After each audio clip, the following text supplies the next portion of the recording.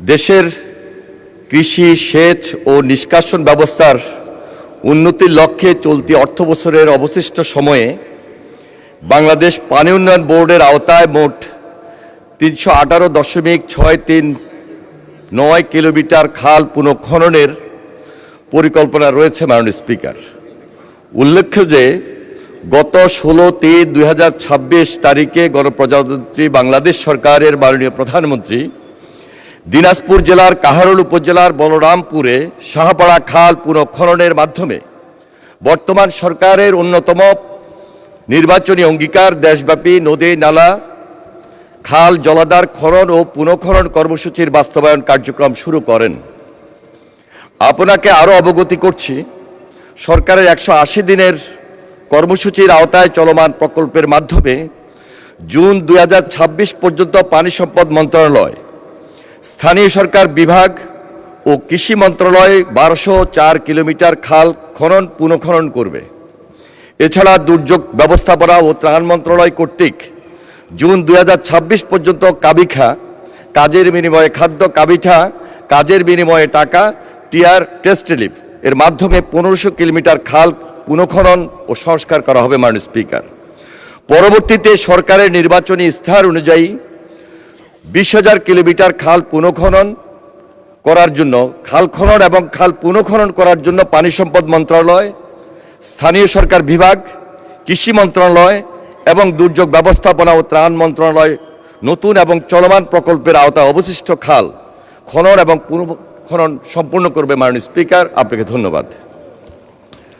জনাব শাহজাহান চৌধুরী, মাননীয় সদস্য, একটি সম্পূরক প্রশ্ন করতে পারেন। মাননীয় স্পিকার, মাননীয় মন্ত্রী মহোদয়কে ধন্যবাদ জানাচ্ছি।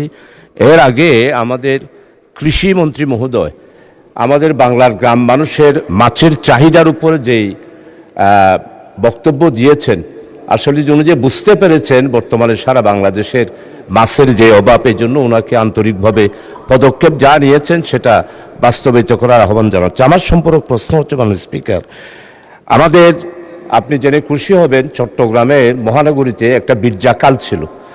আমাদের জামাত মহানগরীর উদ্যোগে আমি সেই বীরজাখাল খনন করে এইবারে চট্টগ্রামকে জলবদ্ধতাকে থেকে অনেক অংশে আল্লাহর মেহেরবানি সেখানে আমরা জলবদ্ধতা থেকে রেহাই পেয়েছিলাম।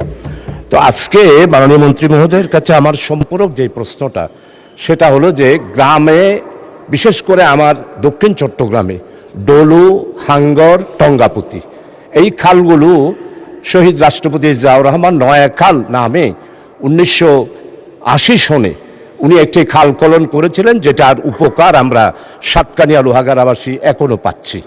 এখন আমার মাননীয় মন্ত্রী মহোদয়ের কাছে সম্পূরক প্রশ্ন হলো, যেই তিনটা বড় বড় খাল, যেই খালগুলো এখন নদীতে রূপান্তরিত হয়েছে, ডলু খাল সরকারিভাবে, আর দুইটা এখনও খাল আছে, কিন্তু দুঃখের বিষয় গত 18 বছরে প্রভাবশালী একটি রাজনৈতিক দলের কারণে খালের বিভিন্ন অংশে, বিশেষ করে উজানে, দখল করে ভরাট হয়ে গিয়েছে।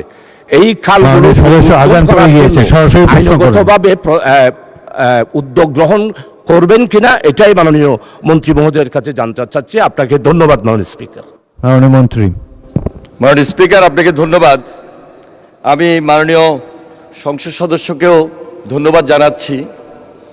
আমাদের সারা বাংলাদেশে 64টি জেলায় একটা চলমান খাল খনন প্রকল্প রয়েছে, চলমান প্রকল্প রয়েছে। এর আওতায় আমরা ইতিমধ্যে 54টা জেলায় কর্মসূচি হাতে নিয়ে এসেছি, এবং এটা করতে গিয়ে আমরা দেখেছি অনেক জায়গায়, বিশেষ করে শিল্প কলকারখানার অনেক বর্জ্য স্তূপ হয়ে আছে, অনেক জায়গায় খাল, নদী দখল হয়ে এসছে। এবং আমরা যখন এই কর্মসূচিটা হাতে নিয়েছি এবং চলমান কাজটা শুরু করেছি, করতে গিয়ে আমরা এই সমস্ত বাধা বিপত্তিকে মোকাবেলা করে প্রকল্পটি চলমান রেখেছি। সুতরাং ওনার যে নির্বাচনী এলাকা, সেখানে যে দুটি খাল এবং একটি নদীর কথা উল্লেখ করেছেন, আমরা যাচাই করব এবং সেখানে যেখানে যেখানে বাধা আছে, যেখানে যেখানে বিভিন্ন বাড়ি ঘর, দোকানপাট অথবা শিল্প বর্জ্য কারণে সেখানে স্তূপ আছে, সেটাকে আমরা কিভাবে সরানো যায়, সেটা কিভাবে মোকাবিলা করা যায় সে ব্যাপারে আমরা উদ্যোগ গ্রহণ করব।